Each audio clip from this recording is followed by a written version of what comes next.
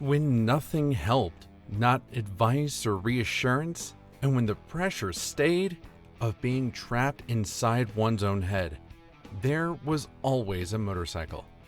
Nothing helped. The bike did, and something finally changed.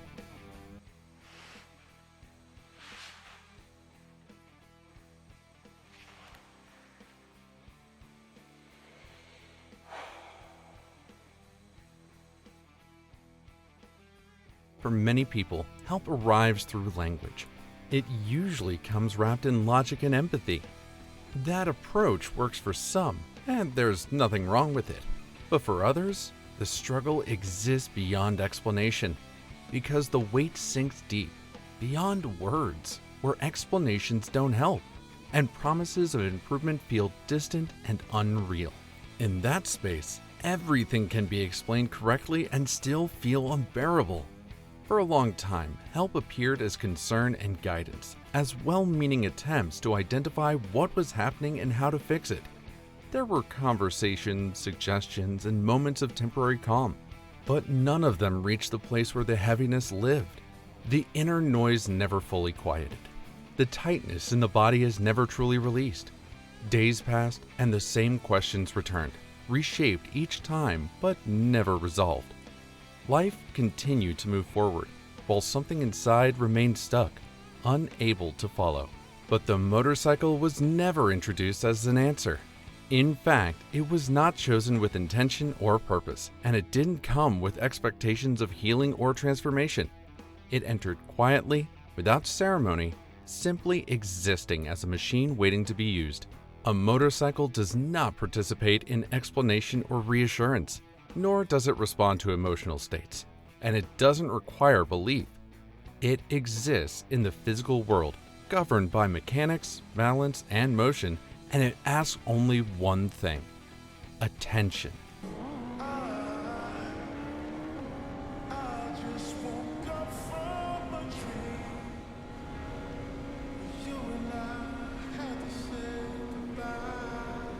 And yet, that demand changes everything. Riding leaves no room for divided attention, because the moment the engine starts, the body and mind are drawn in completely, whether you're prepared or not. Sound cuts through the inner noise that usually runs unchecked, and vibration travels through the hands, the legs, and the spine, grounding awareness in something physical and kinetic.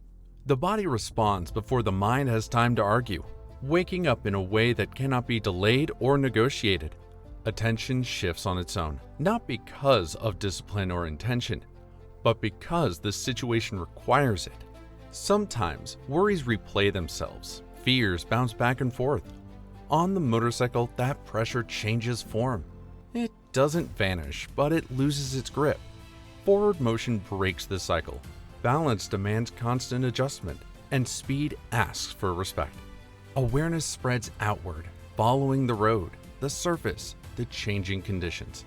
And in that widening focus, the mind finally loosens its hold.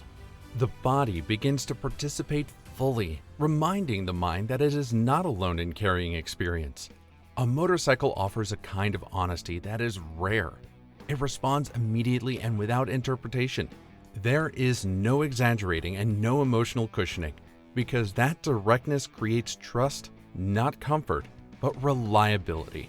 Reality presents itself exactly as it is, and that clarity has a stabilizing effect.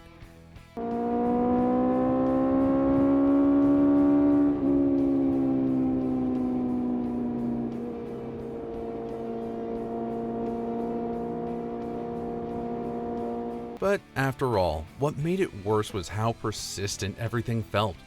The mind kept returning to the same issues, replaying decisions, imagining consequences, searching for solutions that never fully formed. Stress is multiplied just by sitting there. Sitting with problems gave them more room to grow, more time to overlap and tangle together. Even moments meant for rest stayed crowded, as if the mind had forgotten how to stand down.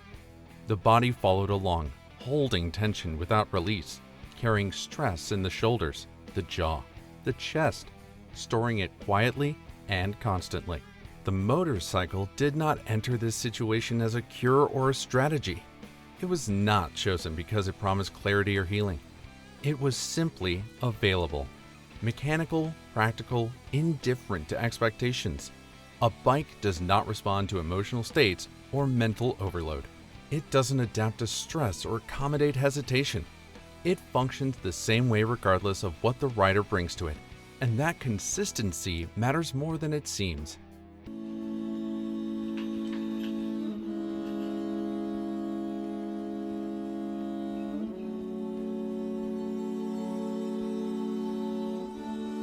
In fact, problems feel different on a motorcycle because the mind is no longer left alone to carry everything. The riding pulls the body into the process immediately, changing breathing, engaging muscles, demanding balance, and shifting the nervous system out of passive tension and into active response. This isn't relaxation in a comforting sense, but it's relief, because the body finally has a real outlet for the pressure stress created, instead of holding it in silence. That is why so many people who live with anxiety or depression end up finding their way to motorcycles, often without planning to. Not because riding fixes what hurts, but because it takes some of the weight off when nothing else seems to. For people who have tried talking, waiting, understanding, and coping, only to feel the same pressure return, the bike offers something different. It reduces the load without asking for explanations. It interrupts the mental strain by involving the body, and for many, that interruption is the first real break they feel in a long time. The bike helps by simplifying the world.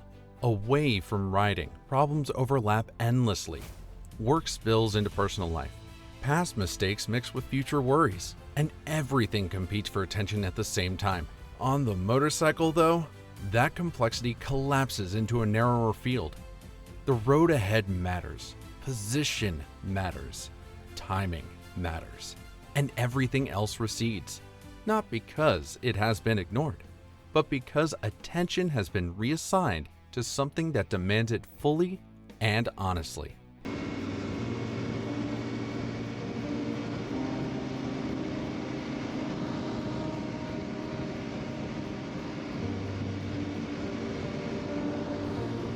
Actually, riding doesn't solve problems in the traditional sense.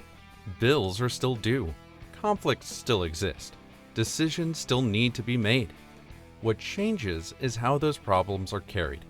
After time on the bike, stress no longer feels like a constant internal pressure. It becomes something that can be approached instead of endured. The weight is still present, but it no longer presses equally from every direction. There's also honesty in riding that helps in ways conversation often can't. Over time, the effect becomes familiar. The body learns that relief is possible without resolution. Stress doesn't have to be fully understood before it can loosen. Movement teaches the nervous system that pressure can pass through instead of accumulating.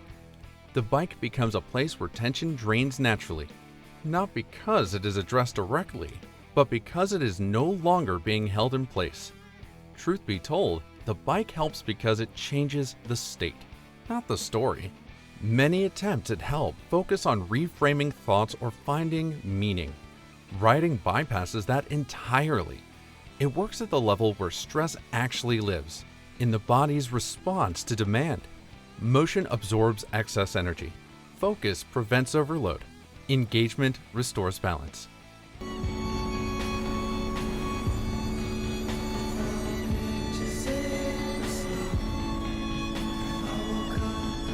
Later on, after a ride, problems return, but they don't arrive with the same force.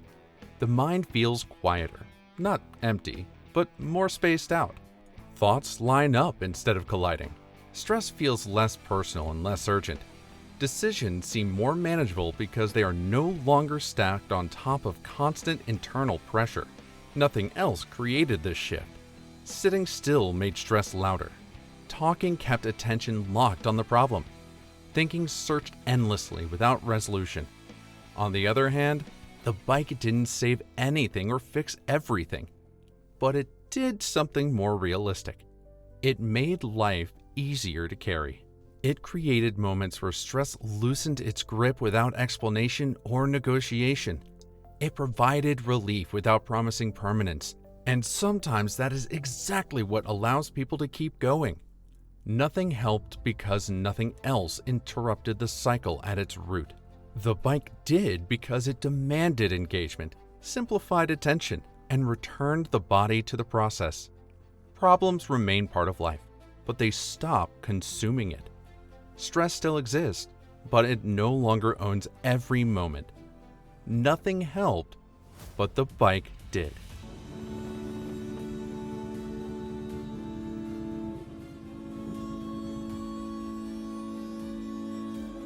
If you ride, you probably understand this without explanation. If you don't, maybe now it makes more sense. Has a motorcycle ever helped you when nothing or no one else could?